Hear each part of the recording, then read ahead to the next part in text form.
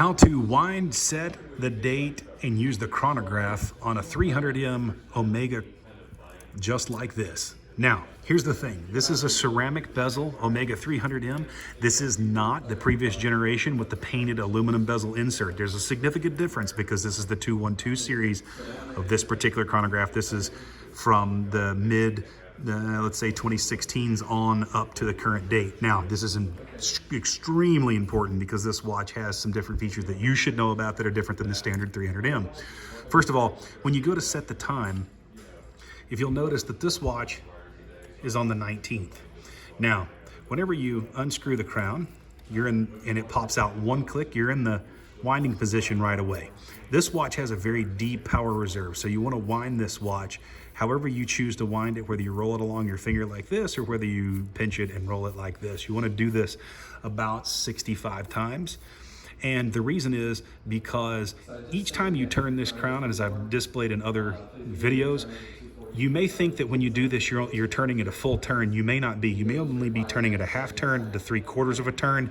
So 65 turns, as you can imagine, will help get closer to the original 30 to 40 turns that would actually require to power this watch. Now, having said that, we want to make sure that that date is always respected in terms of where the hour hand is on the watch. So we want to pull this out one click. There's only one click on this watch. There's not two because you cannot adjust the date through the crown.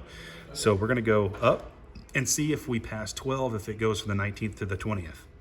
It does not. So that was noon. So I'm going to go ahead and wind this watch around so that you can see the date change from the 19th to the 20th, and you see where it changed. That means it was midnight. Now, in order to change that date, we want to make sure it's in the safety zone. Regardless of any other specification of Omega or any other watch, I always just make sure that the hour hand's in the safety zone in the bottom half of the dial. Now, in this particular case, I'm going to push the crown back in. It's not necessary, but you can. I'm going to use a tool of some sort to push because this watch changes the date through the center crown on the helium escape valve. So you can use a pin, you can use a soft tool. It doesn't really matter. It's up to you how you want to display this. But if you push this crown here, you'll see that it moves in. And you'll hear the click for the date. And you can actually physically see it's now on the 21st. You push it one more time, you can see that positive change on the 22nd, the 23rd, and so on. That's how you change the date on this watch. Now, that is irrespective of whether or not this helium escape valve is screwed down or opened.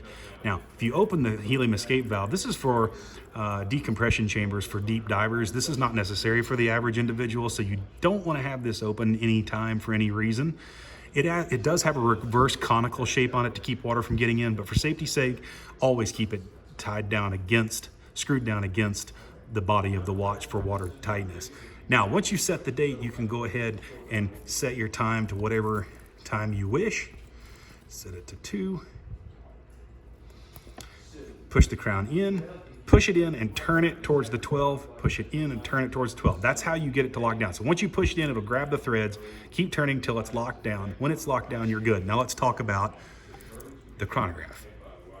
Here's how the chronograph works. This is the start, stop, this is the reset. So you can see that the chronograph's currently moving. So I can push this button and it'll stop. Now I'm going to punch this and reset the watch. You see how the red hand reset to the 12 position? Now, if you want to start the chronograph again, you can go ahead and watch that chronograph move. Now, this is the seconds hand for the actual watch itself. This one will be in constant motion.